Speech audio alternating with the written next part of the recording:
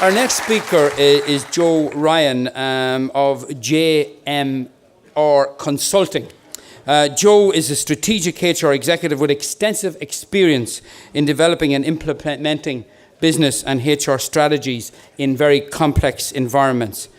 He's provided management and leadership roles in restructuring business formations, transformations, implementing change programs, and has coached senior executives through challenging conditions.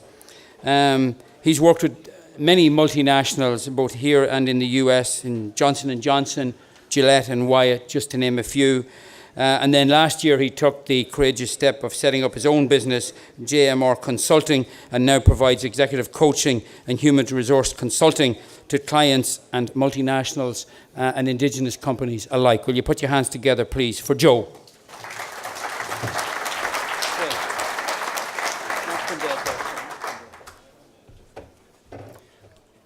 Good morning, everybody. We're still in the morning, I think. Thanks to good time management here. I might challenge that. So not many of you know me, but I bet I know at least one thing about everybody here. Can I ask you to please stand? Come on, it's good for you. Come on, please stand. Okay, the great news is that the chairman gave me an extra 10 minutes for my talk, right? So some of you are saying, bloody hell, why didn't I go to that expert workshop? I can sit down there, right? More of you are saying, how long did he say he had? And others are saying, yeah, this is great, this is different. So the one thing I can say about all of you is that you all react differently to change. Please be seated. So, do you see change as a challenge, or do you see it as an opportunity? And your individual perspective as a manager and a leader will create your framework in terms of how you approach change. Your perspective is so important. Keep that in mind as we go through this presentation. For me, change has two components, or two dimensions. The first part is what I call the situational element, whether it be a new site, a new job, a new policy. But equally important is the process of transition, the psychological process that people go through in coming to terms with a new situation. Unless you have transition, change will not work for you. Another thing to keep in mind as we go through the presentation. One of the classical definitions around change management is about getting individuals or groups to implement and sustain new ways of working. It's about getting people ready, willing, and able. So, what I'd like to do in the time that I have is to share with you some experiences that I've gained being involved in two major change programs during my time with Johnson & Johnson. And I'm delighted to see some of my old colleagues here in the audience, and you'll be hearing from Carl later on in the day. Many of you will be familiar with the Johnson & Johnson name. It's a well-established US multinational company, best known probably for its healthcare products, its baby care products. It has an exceptionally strong life sciences business and a very strong presence in Ireland, and a very dynamic medical devices division in which I worked. J&J's policy for many, many years has been about decentralization. Many of its operating companies and many of the new acquisitions were left to have its own operations. And that served the corporation very, very well for many years. But with significant growth and the acquisition of new companies, duplication and efficiency started to creep in. Like all corporations, the need for more efficiency, cost reduction became key. J&J was no different. It was time to change. So, the supply chain network was one of the first areas to undergo significant change. The supply chain supplying medical devices to hospitals and patients. The original distribution network looks like that chart, quite busy. If you think the chart is busy and crowded, you should have seen some of the warehouses. With 26 sites shipping approximately 2 million orders a year, we had 152 inbound routes from 31 manufacturing sites. The cost of distribution was way above the benchmark. Line item fill rates were almost impossible to calculate at a European level. But perhaps most significantly were the inventory management issues. Me and my colleagues had some challenging days ahead. This is what we had to achieve, going from 26 sites to one central distribution centre in Belgium, supported by 5 satellite operations. No problem, says you. Walk in the park, right? You could agree with me if you want. So a significant piece of work. And if that wasn't enough to keep us busy, the finance function at the same time had to undergo some significant change. With 20 different ERP systems, fragmented processes, a lack of standardization, it required significant change. The scope for that project was to take 14 countries in Western Europe, standardize accounting processes, including general ledger, cash management, collections, bank reconciliation, and through the creation of an internal shared service centre with approximately 100 people, provide a support across the region in 10 languages for 53 separate legal entities. So what was the outcome? We had a centralized distribution network that operated off one common platform integrated with the finance system. In the first 15 months, we achieved inventory savings of 8 million euros. We achieved line item fill rates of excess of 99%. The cost of finance as a function reduced by 0.5% of sales, which was a significant number. Standardized the order to invoice processes and many of the other accounting processes. Increased transparency around supply chain data and financial numbers. Enhanced compliance, and perhaps more importantly, and most strikingly, was the creation of a business intelligence solutions platform that for the first time integrated financial data and supply chain data. How do we do this?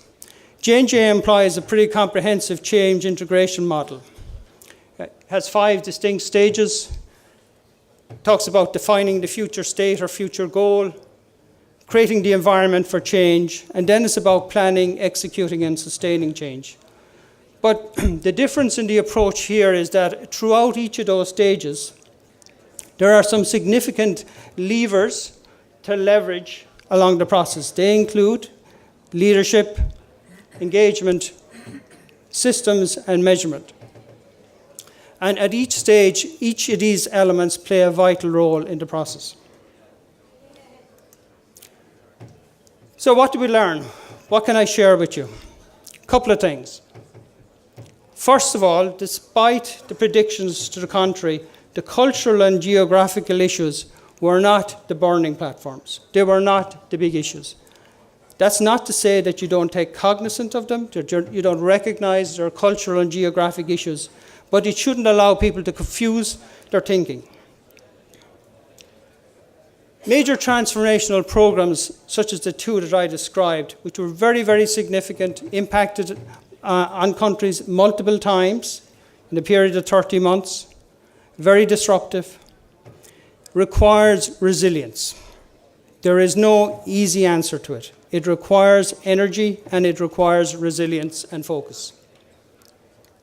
Those countries that adapted to the change quicker were evidenced by the level of leadership engagement. And I'm not talking about leaders who send out nice, fancy emails championing the message and the story. I'm talking about the leaders who take personal accountability for the change and listen to their employees as they're going through the process. Another big learning for me was what I call acknowledge the knowledge. Many of you will have grown up with legacy systems, experienced legacy systems, where workarounds have been developed by your colleagues to get over difficult situations or unusual problems. How many of those are ever documented properly? They tend to reside in the head of the person that came up with the solution, that came up with the workaround. In our experience, initially we overlooked this. And so we had some problems in our first couple of months because we didn't acknowledge the knowledge that existed in the workforce. Employees need to be engaged with at an individual level. We can talk to groups, we can have town hall meetings, but change is transition, it impacts at an individual level. You have to engage at an individual level. I think it's also important to make a distinction between the programmatic elements of change management, the project management aspects of it, and then the leadership pieces. They are two very distinct, complementary, but very distinct pieces. But the two biggest learnings for me is what I describe as one, big picture. With such big projects, it is so easy to get sidetracked, so easy to be taken down cul-de-sacs.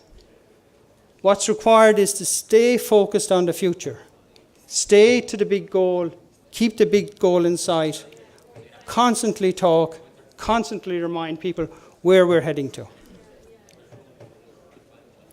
The other big learning for me is what has been described as a changeable mindset. And I'll come back to that in a moment. So many of you will be familiar with this diagram. It's the Kobler and Ross model about personal change and the transitions that people go through. Stages 2 and 3 are, for me, the most critical.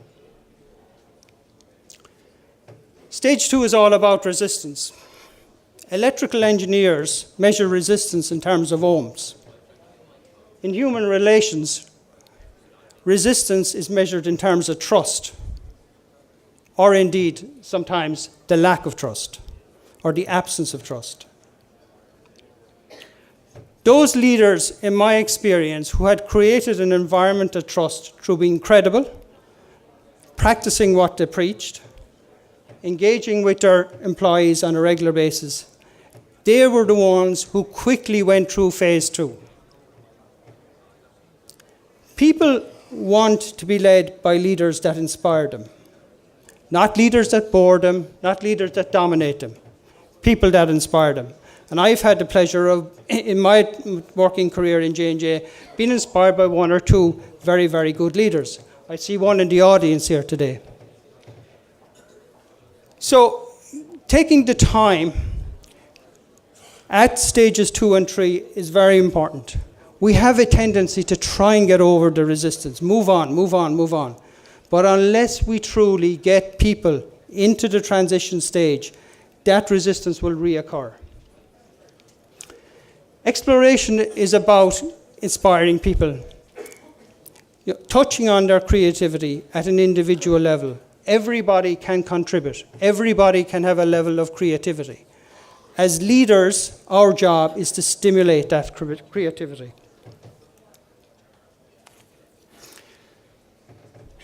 If we create trust as leaders, and if we stimulate creativity, we set up something called a changeable mindset. Why is that? People support what they create. Organizations need flexibility to survive. We need to engage our employees in the creation of that flexibility. What they create, they support. When we do that, we are creating a changeable mindset. The world of neuroscience has recently introduced us and made popular the concepts of Systems 1 and Systems 2 thinking. And it's worthwhile taking a moment just to consider the elements of Systems 1 thinking. As leaders of organizations, we really have got to challenge interpretations about the past, the present, and the future. We have to get our organizations and our people to think about the future and be future-focused. If you need some examples, just think of what goes on in the wider world. Checkbooks to ATM machines, cameras to smartphones, faxes to emails. We need to be future-focused. We need to get people away from old thinking and the way they interpret the past and the present to thinking about the future. We need to stimulate our employees to do that. Dynamic stability is a phrase that probably captures the essence of my story today. Is it leaders who create an environment which is challenging, which is dynamic, are the leaders that will be successful in the future. But leaders have to have enduring purposes. They need to be future-focused, they need to engage with employees, and they need to challenge in a respectful way. So, to close, many of you will have seen this slide before. The key message is adapting. We all need to adapt. Organizations need to adapt. So here's my challenge to you. When you return to your offices tomorrow, take the day to think about 2 changes you would make in your work practices, either yourself or for those that you work with or those that work for you. Spend the next 2 weeks engaging those that are impacted by the change in dialogue, listen to their ideas, stimulate their creativity. Spend 2 more weeks implementing it. Continue the cycle. By the end of 12 months, you will have made 10 to 12 changes in your organization. Some small, some very minor. Don't worry about it. What you'll start to do is you'll lay the foundation for bigger changes.